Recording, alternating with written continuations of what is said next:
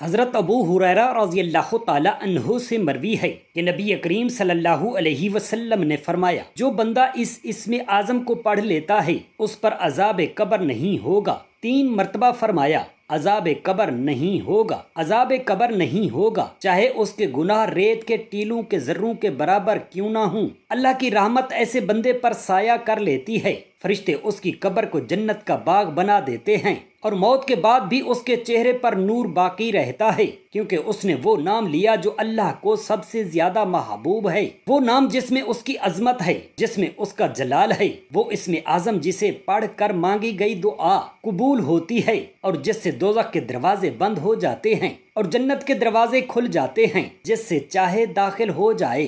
وہ اسم اعظم یہ ہے، بسم اللہ الرحمن الرحیم، السلام علیکم ورحمۃ اللہ۔ محترم ناظرین، حضرت علی کرم اللہ وجہہ فرماتے ہیں، ایسا محسوس ہوتا ہے کہ انسان یہ حقیقت فراموش کر چکا ہے کہ وہ اس دنیا میں ہمیشہ رہنے کے لیے نہیں آیا، نہ ہی کوئی ابدی آب حیات اسے عطا ہوئی ہے۔ اسے ایک دن اس دنیا سے رخصت ہو جانا ہے اور اپنے کیے کا حساب اس ذات کے سامنے پیش کرنا ہے جو عادل مطلق ہے۔ حقیقت تو یہ ہے کہ اگر جزا کی لالچ اور سزا کے خوف کے بغیر بھی صرف دل کے سکون اور ضمیر کی سلامتی کے لیے انسان کو لغویات، خواہشات، بدنیتی اور گناہوں سے دور رہنا چاہیے تھا، لیکن انسان نہ صرف ان کی سنگینی سے غافل ہے بلکہ ایسا جیتا ہے جیسے ان سب باتوں کا کوئی وجود ہی نہیں، یعنی جنت، دوزخ، ثواب اور عذاب کو وہ محض ایک نظریہ سمجھ کر نظر انداز کر رہا ہے۔ اگر یہ اس کی گمراہی کی انتہا نہیں تو اور کیا ہے؟ عجیب عالم ہے کہ رات کے اندھیرے کو وہ گناہ اور عبادت دونوں کے لیے برابر سمجھتا ہے، مگر فرق صرف نیت اور یقین کا ہوتا ہے۔ ایک عمل اس یقین پر ہوتا ہے کہ اللہ دیکھ رہا ہے، دوسرا یہ کہ میں توبہ کر لوں گا، حالانکہ وہ ہر لمحہ، ہر آن، ہر عمل کو جاننے والا ہے۔ انسان کی زندگی خطاؤں، لغزشوں اور گناہوں کا مجموعہ بن چکی ہے، اور اگر کبھی یہ سب اس کے سامنے مجسم ہو جائیں تو اسے یوں لگے گا جیسے وہ تنہا ہزاروں درندوں کے نغرے میں آ چکا ہے۔ سوچئے اگر کسی دوا کی زیادتی زہر بن جاتی ہے تو گناہوں کی زیادتی کا انجام کتنا مہلک ہو سکتا ہے۔ افسوس کا مقام ہے کہ ایک گناہ کی 5 سزائیں مقرر ہیں: ضمیر کی خلش، لوگوں کی نفرت، قانونی سزا، دنیاوی عذاب اور آخرت کا دردناک انجام، لیکن انسان پھر بھی اسے معمولی جان کر کرتا چلا جاتا ہے، چونکہ یہ گناہ خود ہمارے ہی ہاتھوں کے بوئے ہوئے بیج ہیں، اس لیے ہمیں ان کے زخموں کا درد بھی محسوس نہیں ہوتا۔ جب تک انسان اپنی چھوٹی سے چھوٹی لغزش کو بڑا گناہ نہیں سمجھے گا، تب تک وہ بڑے سے بڑا گناہ کو بھی ایک معمولی غلطی سمجھتا رہے گا اور یوں اپنی دنیا اور آخرت دونوں کو برباد کرتا رہے گا۔ گناہ کے گناہ ہونے کی سب سے بڑی دلیل یہ ہے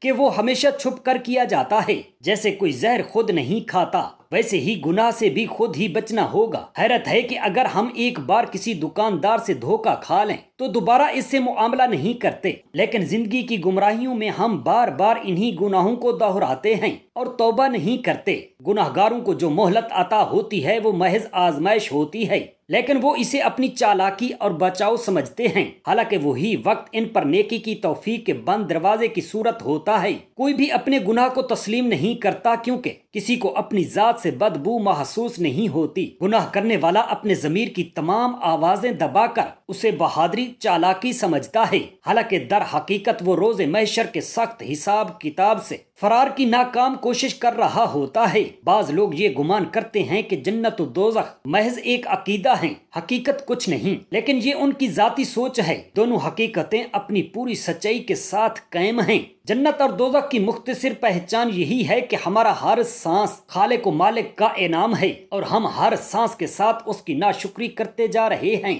نیکی دنیا میں سب سے بھاری عمل ہے، جو اس راستے پر آ جائے اسے دوزخ کا کیا خوف، لیکن جب انسان گناہ کو زندگی کا معمول بنا لے تو حق گمراہی، یقین شک، نیت بدنیتی اور فنا بقا میں بدل جاتی ہے۔ محترم ناظرین، کتاب و سنت سے یہ بات صاف ظاہر ہوتی ہے کہ گناہ انسان کی زندگیوں میں درد و تکلیف، مشکلات اور مصیبتوں کا سبب بنتے ہیں۔ ان کی نحوست اتنی گہری ہے کہ زندگی کی ہر پریشانی میں ان کا کوئی نہ کوئی حصہ ضرور ہوتا ہے، جیسا کہ اللہ تعالیٰ سورہ شورى آیت 30 میں فرماتا ہے، اور تمہیں جو مصیبت پہنچتی ہے تو وہ تمہارے اپنے ہاتھوں کے کیے ہوئے کاموں کا نتیجہ ہے، اور وہ تو بہت سی باتوں سے درگزر فرماتا ہے۔ اور جب انسان اجتماعی سطح پر گناہ کرتا ہے تو خشکی و تری میں فساد برپا ہو جاتا ہے، جیسا کہ اللہ تعالیٰ سورہ روم آیت 41 میں فرماتا ہے، خشکی اور سمندر میں فساد ظاہر ہو گیا ہے لوگوں کے اعمال کے سبب، تاکہ وہ اللہ کے عذاب کا مزہ چکھیں جو انہوں نے خود کمائی، تاکہ وہ رجوع کریں۔ اے ابن آدم، تجھ پر حیرت ہے، تو اس دنیا میں آ کر سب کچھ اپنا سمجھنے لگا،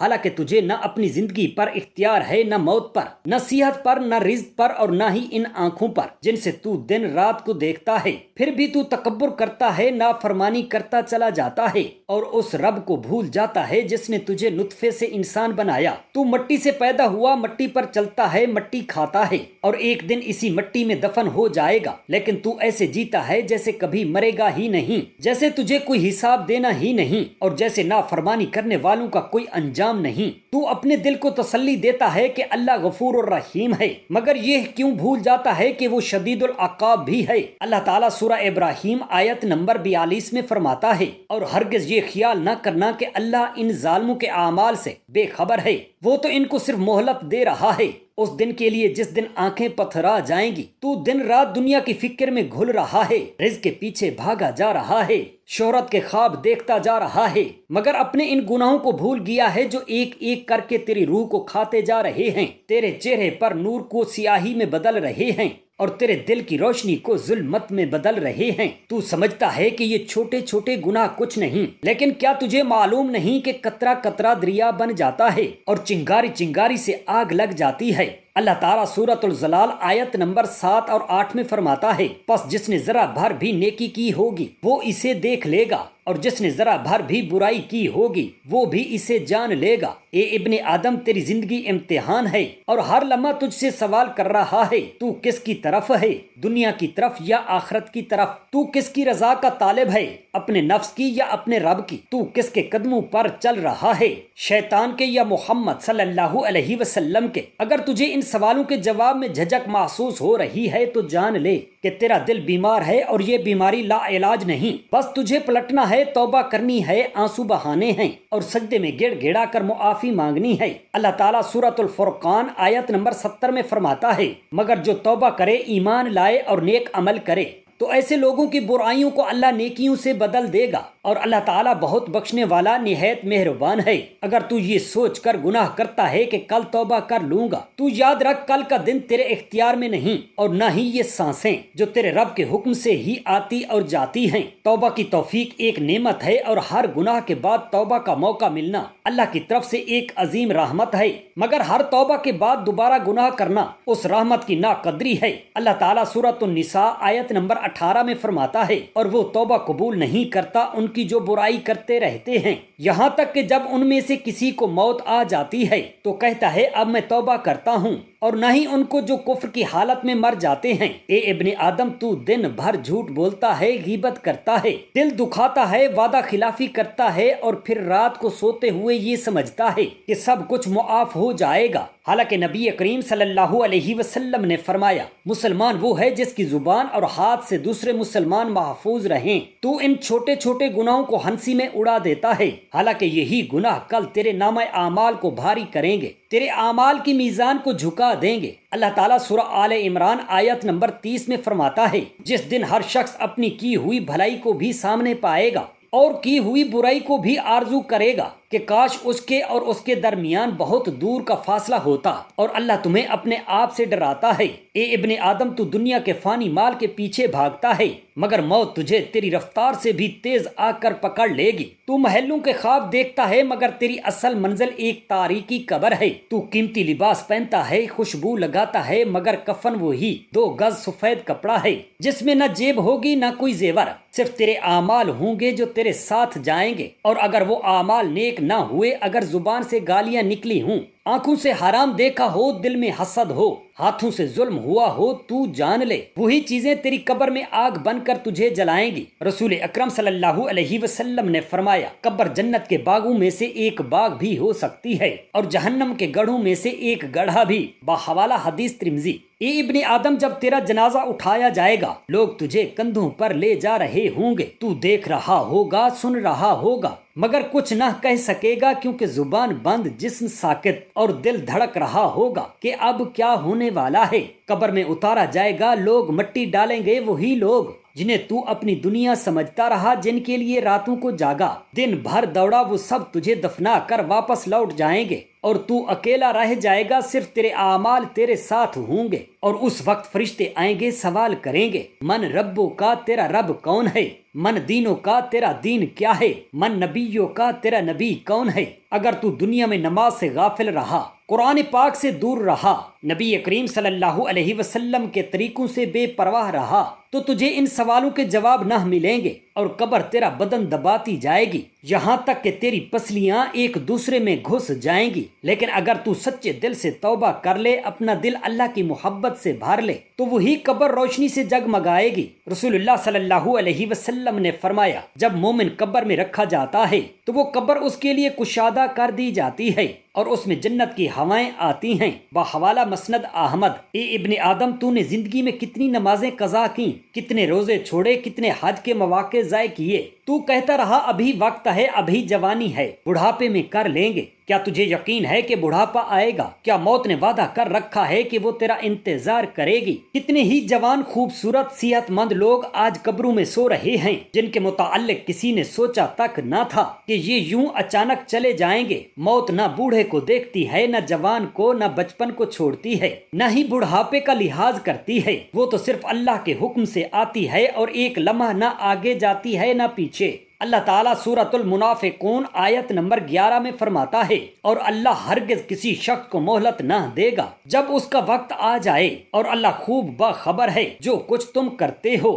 اور اللہ خوب باخبر ہے جو کچھ تم کرتے ہو۔ اے ابن آدم، اگر تو نے دنیا کو مقصد بنا لیا ہے تو جان لے کہ تو برباد ہو چکا ہے، کیونکہ دنیا ایک دھوکہ ہے، اس کا حسن عارضی ہے، اس کی راحت فانی ہے، اس کے رشتے وقتی ہیں، اور اس کا سکون جھوٹا ہے۔ اصل زندگی آخرت ہے، اصل زندگی اس سجدے میں ہے جس میں آنکھ نم ہو، دل لرز رہا ہو اور زبان سے بس اتنا نکلے، یا اللہ میں لوٹ آیا ہوں، میں تھک گیا ہوں، مجھے معاف کر دے۔ اللہ تعالیٰ قرآن پاک میں اپنے بندوں کو پکار کر فرماتا ہے، اے میرے وہ بندو جنہوں نے اپنی جانوں پر زیادتی کی ہے، اللہ کی رحمت سے نا امید نہ ہونا، یقیناً اللہ تمام گناہ معاف کر دیتا ہے، بے شک وہی بخشنے والا اور بڑا مہربان ہے۔ اے ابن آدم، جب تیرا وقت ختم ہوگا، جب دنیا کی سانسیں تیری روح سے کٹنے لگیں گی، جب آنکھیں پلٹ جائیں گی اور ہاتھ ٹھنڈے ہونے لگیں گے، جب رشتہ دار ارد گرد ہوں گے مگر بے بس ہوں گے، جب زبان پر توبہ کا وقت گزر چکا ہوگا اور ہاتھ سے صدقہ کا دروازہ بند ہو چکا ہوگا، جب موت کا فرشتہ کھڑا ہوگا اور روح کھینچ لی جائے گی، اس وقت تو سمجھے گا کہ اصل دنیا کیا تھی، مگر سمجھنے کا وقت نکل چکا ہوگا۔ تیرے کان بند ہو چکے ہوں گے، زبان گونگی ہو چکی ہوگی، آنکھیں ساکت اور جسم بے جان ہو چکا ہوگا، تجھے کندھوں پر اٹھایا جائے گا، تیرا جنازہ پڑھا جائے گا، لوگ تجھے قبر کی مٹی کے حوالے کر دیں گے، تو خاموش ہوگا اور لوگ واپس چلے جائیں گے،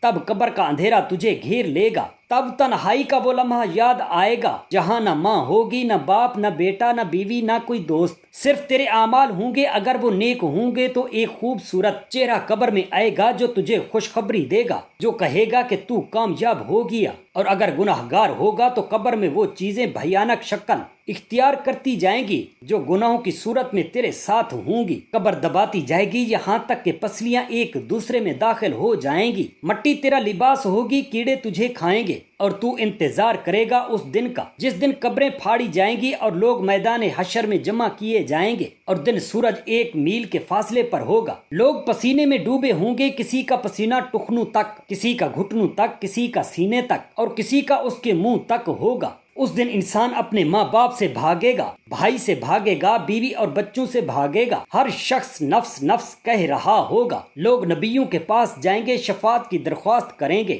ہر نبی کہے گا کہ آج میں اس کا اہل نہیں ہوں، یہاں تک کہ لوگ نبی پاک صاحب لولاک صلی اللہ علیہ وسلم کے پاس آئیں گے، آپ فرمائیں گے میں اس کے لیے ہوں، آپ سجدے میں جائیں گے، اتنی دیر تک سجدہ کریں گے جتنی دیر تک کسی نے کبھی نہ کیا ہوگا۔ اللہ تعالیٰ فرمائے گا، اے محبوب اپنا سر اٹھائیے، مانگیے، دیا جائے گا، شفاعت کیجیے، شفاعت قبول کی جائے گی۔ اور پھر حوض کوثر ہوگا، وہاں آپ صلی اللہ علیہ وسلم کے امتیوں کو پانی پلایا جائے گا، جو ایک گھونٹ پیے گا اسے کبھی پیاس نہ لگے گی۔ اور جنہوں نے دنیا میں بدعتیں نکالی، دین کو چھوڑا، نمازوں سے غفلت کی، شراب پی اور زنا کیا، اور حوض کوثر سے دور کر دیے جائیں گے۔ پھر میزان ہوگی، ترازو لگے گا، ایک پر نیکیاں ایک پر برائیاں۔ اگر نیکیاں بھاری ہوں تو جنت کی خوشخبری ہوگی، اگر برائیاں بھاری ہوں تو جہنم کی دھمکی دی جائے گی، اور وہی لوگ بچیں گے جن پر اللہ کا رحم ہوگا۔ انبیاء، اولیاء، شہداء، صدیقین اور نیک لوگوں کے ساتھ رہنے والے بچ جائیں گے۔ پھر صراط ہوگا، ایک پل جو جہنم پر تلوار کی دھار سے زیادہ تیز اور بال سے زیادہ باریک ہوگا۔ سب کو اس پر سے گزرنا ہوگا جو ایمان والے ہوں گے۔ ان کے لیے وہ پل آسان ہو جائے گا،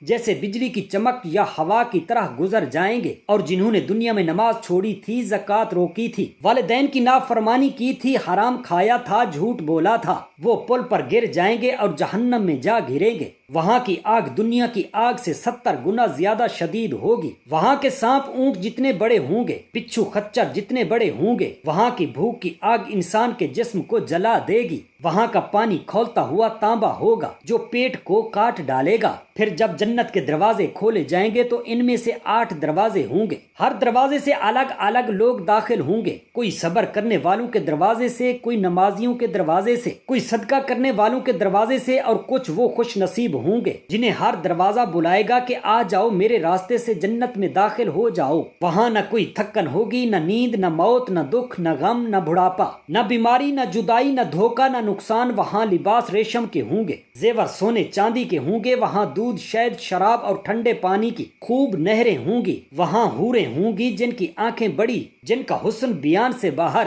جن کی آواز نرم، جو اپنے شوہروں سے محبت کرنے والی ہوں گی۔ وہاں ایک بازار ہوگا جس میں ہفتے کے دن سب جنتی اکٹھے ہوں گے اور اللہ تعالیٰ ان کے چہروں کو مزید روشن کرے گا۔ وہاں جو چاہو گے فوراً حاضر ہو جائے گا۔ وہاں کبھی حسرت نہ ہوگی، نہ پچھتاوا ہوگا، نہ ماضی کی یادیں۔ وہاں سب سے بڑی نعمت اللہ تعالیٰ کا دیدار ہوگا۔ جب جنتی اللہ کو دیکھیں گے تو سب نعمتیں بھول جائیں گے، سب چیزیں چھوٹی لگیں گی، اور اس وقت ایک آواز آئے گی کہ آج کے بعد نہ کبھی تم بیمار ہوگے، نہ کبھی غمگین، اور نہ ہی کبھی بوڑھے، نہ کبھی مایوس، نہ کبھی نکالے جاؤ گے۔ تمہارے لیے ہمیشہ کی جنت ہے۔ پھر وہ لوگ کہیں گے اللہ کا شکر جس نے ہم سے ہر غم دور کر دیا۔ اور وہ لوگ جنہوں نے دنیا میں اللہ کو چھوڑا، نبی کریم صلی اللہ علیہ وسلم کے طریقے کو چھوڑا، وہ جہنم میں ڈال دیے جائیں گے۔ ان کے جسم بڑے کر دیے جائیں گے تاکہ عذاب زیادہ ہو سکے۔ ان کی کھالیں بار بار بدلی جائیں گی تاکہ وہ مزید جل سکیں۔ ان پر گرمی مسلط ہوگی، ان کے کھانے تھوہر اور زقوم کے ہوں گے۔